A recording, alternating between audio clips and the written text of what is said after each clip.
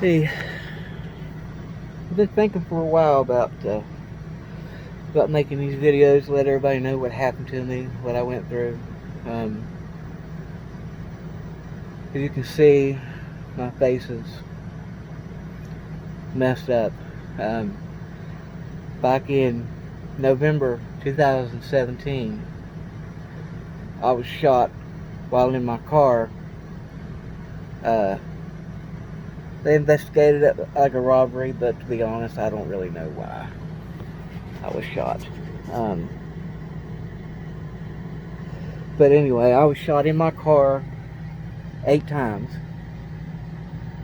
with an AK-47. I lost my right eye. That's a fake eye. Blew this whole area off. Blew my eye out. Blew my whole face off. My face had to be completely rebuilt. If you can see, place from the bullet hole right there, but you can see right there.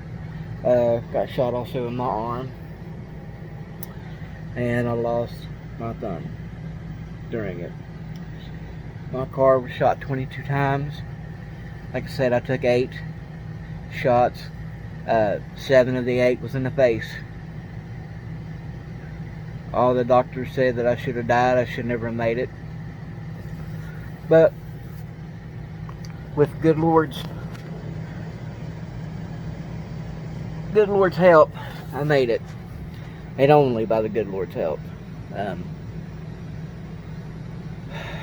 That is what I think it's going to be. Anyway, I was sitting in my car with it parked running, waiting on somebody. This black Jeep or whatever it was pulled up in front of me. A girl got out, the girl that I was waiting on to give a ride to, got out, walked up to my window. I rolled my driver's window down. When she walked up to my driver's window, I knew there was something wrong. But against my better judgment, I stayed. I didn't take off like I should have. She came up to my window, knocked on it, and I rolled it down. She asked me if I had any money or any dope, which I didn't. I told her no. She told the prosecutor that she told me to leave, that they was going to rob me. But I don't remember her saying that. When I seen him get out of the vehicle with that AK-47, that was all my attention was on him. When he walked by my window to walk to the front of my car, not by my window, but the vehicle was in front of me, so he got out of the vehicle and walked around. When he was walking around the vehicle, I could see him get through my window. That's what I'm trying to say. He looked at me and told me, "I told you I was going to kill you." I don't ever remember him saying that, but he said that to me. Gets to the front of my car, and you gotta understand who this guy is. He's 5'2", 100 nothing. So he looked like a 12-year-old carrying a BB gun. He did. So when he said that, I laughed at him. I couldn't help it. And I put my car in reverse to back up. And as I go to give it gas, he raises the gun up, starts shooting. First 2 bullets come through the middle of my windshield and didn't hit me. The third one come through the windshield, hit my eye. It hit my eye at an angle where the bullet went through here and come out right there. You can see it come out right there. It blew my whole eye socket out, and my eye was still connected by the optic nerve. It immediately, when he shot me, just went black, and it almost knocked me out. And I'm backing up, the car starts slowing down, and he's still shooting. As he's still shooting, he's coming through. It hits my face, rips my face off, rips my thumb off, goes through my arm, almost blew my arm off. And he's still running at me shooting, and something told me, "You better go or he's going to kill you." So I punched it, backed up. Anybody that knows anything about driving knows what this is. I done what's called a J-turn, where you back up real fast, hit the brake, spin the front end around, slam it, and drive and go. I went up that way, and all this happened in Anstead. I don't know if anybody knows anything about Anstead, but right under the tunnel, you go up, when you get to the end of the road, you can't turn right because it's a one-way street. Well, I got up to there and turned right. Now, granted, I drove like this with my eye hanging out, my face hanging off, my thumb hanging off. I drove from where it happened right there at the tunnel up to the Shell station in Anstead. I'm not sure exactly how far that is, but I get up to there, try to get a hold of 911. They can't understand what I'm saying. So I got out of the car and I walked in Shell station, and the look on everybody's face was of just awe. I really didn't understand how bad I was until I walked up to a woman named Sharon that I have known my whole life. And she looked at me and she said, "Honey, who are you?" And when she said that, it kind of hit me how bad I was. And I was trying to tell her, but I couldn't because he blew my whole face off, shot my tongue out. So I'm trying to tell her who I am, and I'm just pouring blood out. And I could get out. I don't want to die. And she had me lay down in the floor waiting on the ambulance to get there. She lay down beside of me with me. I'll never forget this, and I owe this woman my life. She lay down beside of me and told me, "If you're going to die, honey, you're not going to die alone." And she lay there with me till the ambulance got there. Now the ambulance people had never seen nothing like that. The guy that went to wrap my eye up, he's trying to hold back himself from throwing up. He's sitting there going while he's trying to patch my eye up.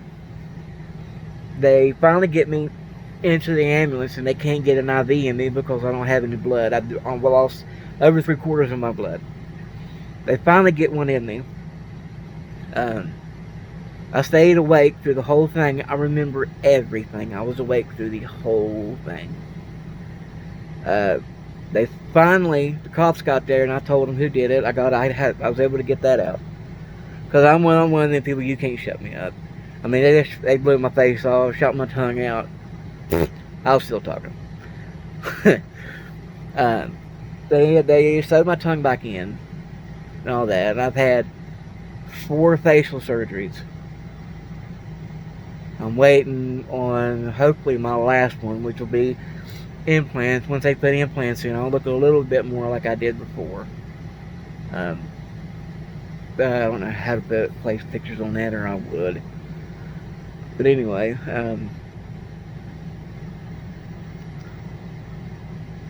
they put me in an ambulance, and I can hear them talking.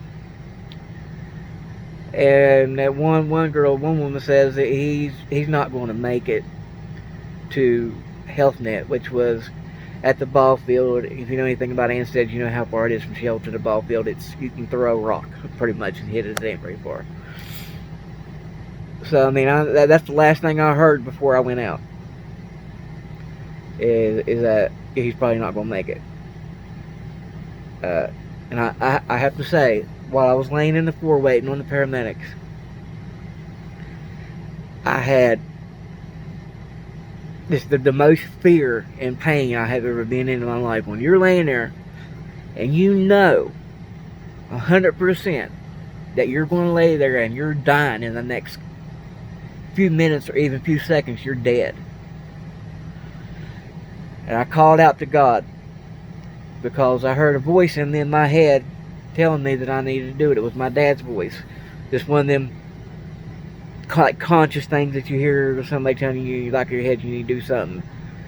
I remember Dad's voice. Dad wasn't there. I just remember him, the voice in my head telling me, "Bubba," that's what he always called me, "Bubba, you need to repent or you're going to die and go to hell." So I called out for God. And all that pain and all that fear gone like that. And it was replaced with the most loving and contentment I have ever been in my life. I know God touched me. I know He did. I really wanted to share my experience and let people know you need whatever's wrong in your life.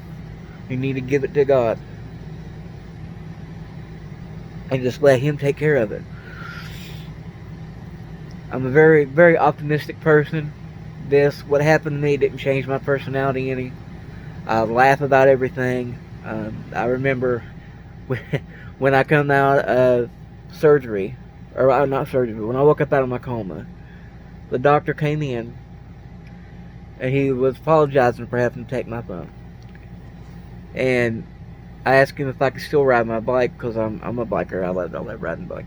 And he said, well, yeah, I guess you can. And I said, well, as long as I can still ride my bike and sleep with my girlfriend, I'll be all right. And he started laughing. I mean, I try to make light of everything. Because if I took everything seriously and actually sat down and think of what happened to me, I'd lose my mind. I want everybody to know that I forgave the guy that did this to me. His name's Brian Willis. I forgave him. When he shot me before I made it up to Shell Station, I forgave him because I knew that I was going to die. And the Lord says you cannot be forgiven if you don't forgive. That was the hardest thing I've ever had to do, was forgive him. But I had to do it because I knew that I was going to die. Just luckily, by the grace of God, I did not die. But now I got all this stuff that I got to deal with. I'll never be able to have a sight in my right eye. It's gone. Anybody wants to see me without my eye, just let me know. I'll show it to you. I don't have the thing right now to take it out with, but I just want to let everybody know what God did for me. And tell you whatever's going on in your life, it can't be that bad. It can't be as bad as what happened to me. So, you need to take a long look at your life and things that are bothering you, grudges that you can't let go of for some reason. You need to give it to God and let go of it. Because if you don't, God says you cannot be forgiven if you do not forgive. You will be judged by the way you judge other people. Now, I'm not a preacher. I don't know that much about the Bible. But I do know God's real. I do know that He's touched me. I have had, over my life, I have had 5 near-death experiences. 6, actually. 6, yeah. Because I almost drowned once. So 6. When I was a kid, I had a real bad one. Now, you got to take into the fact when I was a kid, I didn't know anything about religion. I was 6, 7 years old. My mom and dad weren't religious. I had never heard anything about God, Jesus, nothing. I didn't know anything about Him. When I come out of my coma, I was in a coma there for 2 weeks, almost died. There was other children down there that did die. I can't remember the exact name of the virus that I had, but it was bad. I remember when I woke up, I asked the nurse, I said, where did he go? And the nurse thought I was talking about my dad, and she said, well, honey, your daddy's outside, and then get him. I said, no, not him.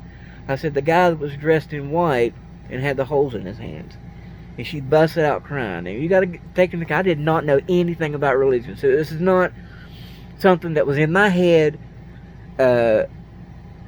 when I was almost, when you're laying there, people say that when you're laying there dying, your brain searches for stuff to help you deal with it. There's no way that it could have done that because I had never heard anything about religion. Didn't know I'd never heard God's name before ever in my life. Or Jesus' name ever in my life before then. So I know for a fact that God's real. And I know for a fact there is a heaven. And there sure is a hell. And trust me, you do not want to spend the rest of your life in hell. So, y'all need to come to God, ask Him to forgive you, let go of all your grudges, Trust me, you can't live with hate. If you live with hate in your heart, you have hate for somebody, if you hold that in your heart, it will destroy you. It will destroy you.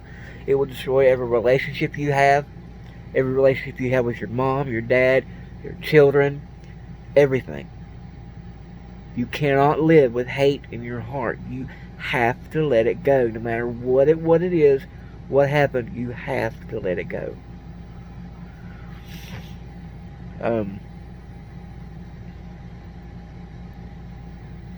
I wanted to let everybody know what happened to me.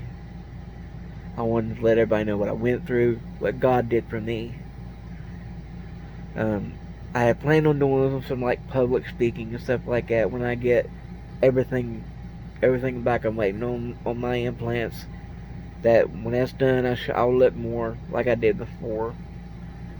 This right here, they're gonna fix that. But right here is where one of the bullets went through, and it completely destroyed my whole upper palate. I have pictures of me in the hospital, if anybody wants to see them, with my face busted completely open. It was so bad that they had to give me a tracheotomy right there. See? Because they couldn't get one through here because it was all gone. Everything on the bottom, everything had to be rebuilt, and everything on the top from here over had to be completely redone. They took bone out of my hip, put in my face. That's why I got such a hip-looking face. You could see a little more. There's a bullet hole right there where one went through. So all that stuff had to be replaced. I'm in pain constantly, but I don't take pain medication. I got off all that stuff. And also, they say bad stuff comes in threes, and I guess it does. 3 weeks before I got shot, my brother died of a heroin overdose. I know, unexpectedly. Nobody knew anything about it. It just happened. 3 weeks after that, I got shot. Alright. About 2-3 weeks after I get out of the hospital, my house catches fire and burns down. I'm telling you, you can't make this stuff up. If I couldn't make light of everything and see the brightness and everything and see the silver lining in every cloud, I probably would have done killed myself. But I've got a lot of good people, good friends. My mom and dad, I have really relied on them a lot. I ended up losing my career over this. I was a truck driver. I drove a truck for 20 years. I know I don't look that old, but I am. I'm almost 40. I've been driving trucks since I was 18. Can't do that anymore. Lost that. That really bothers me. But I got my mom and dad. I got the Lord. And I got my little old dog that we got. Love him to death. But I know everything I said, it can be kind of hard to believe. Trust me, I lived through it, and I have a hard time believing it. But everything I said, it backed up with medical records and police reports, which anybody wants to see the police report, I'll upload it. No problem. Just contact me and let me know. I'll email it to you. I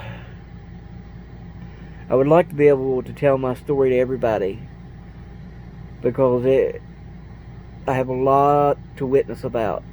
A lot. I just don't have the means to do it. I would love if some Christian network somewhere or a pastor or something would ask me to come and tell my story. I would love to do that. Just contact me to, I don't know how YouTube and all this stuff works. I've never really put a video on there before. You can get a hold of me on Facebook, Rodney Rose. You'll be able to see me.